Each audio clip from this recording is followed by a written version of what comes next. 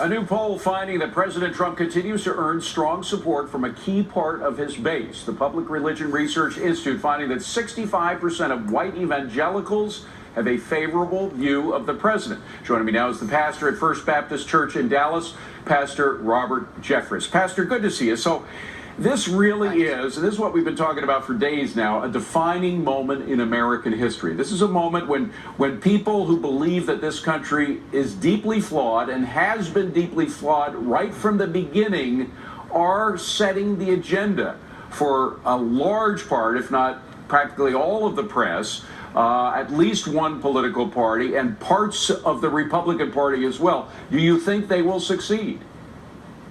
No, I don't think they will succeed. And I think the poll numbers, by the way, David, are encouraging. You know, Quinnipiac had a poll just this week that showed that the president's approval rating has gone from 33% to 39%. Right, we talked about that earlier, Charlottesville.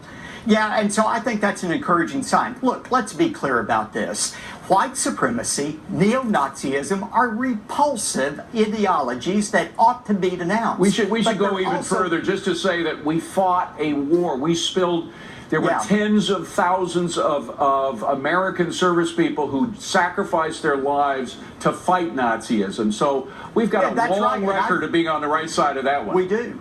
We do, and I've said neo-Nazism is demonic. I believe Satan inspired Adolf Hitler to exterminate 6 million Jews. So when you dance with neo-Nazism, you're dancing with the devil. We ought to renounce that, but we also need to recognize that those ideologies are just two manifestations of the bigger problem of racism. Racism comes in all shapes and sizes. If we're going to denounce some of it, we should denounce all of it. That's what the president was saying, and that's why most rational people agree with it. Well, but the extent to which the reaction has gone now and has sort of been absorbed by people like, we mentioned Mitt Romney before, but John McCain and others who are repeating things that just aren't true about what happened. For example, saying that the violence was just limited to the Nazis. No, it was both. There was alternate left people as well as alternate right people getting in the mix. Now, President Obama was famous for these speeches that he used to give all the time about that's not who we are. Well, that by saying that, he was eliminating a whole group of Americans, not the Nazis or the KKK, but what he was doing was putting aside the traditionalists who believe and revere this nation and its history. I think it's those people that President Trump is trying to stand up for. I think it is too. And look, let's be clear about this as well. There is an axis of evil that has formed against this president that consists not only of Democrats and the media, but also the Republican establishment and even the religious establishment that wants to take this president down for various reasons, and we cannot allow that to happen. But Pastor, it's not only this president. It is American history that they want to take down, the traditions. It's not just that we're not just talking about the Confederacy.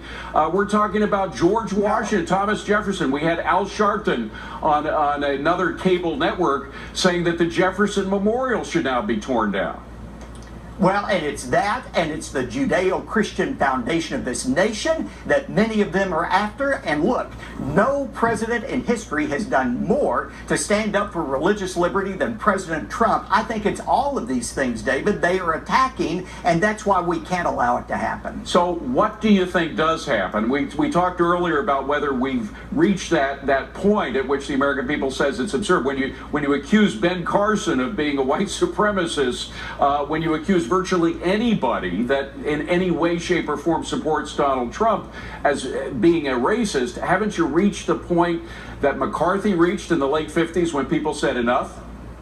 Yeah, I think so. And look, I would encourage President Trump, first of all, to remember nothing motivates like results. And I would encourage him not to be distracted by his enemies. Don't apologize for his handling of Charlottesville. He did just fine. And start concentrating, as he's doing, on the things that got him elected. And you know, one of the reasons evangelicals turned out in record number for President Trump was his promise not just of a conservative judiciary, but of a thriving economy. And I hope he will continue to turn his attention toward that and forget all of this other, and I believe he'll have the support that he needs. Well, let's hope John Kelly's able to sort of focus and concentrate his mind on that. That's good advice. Pastor Jeffress, great to see you. Thank you very much.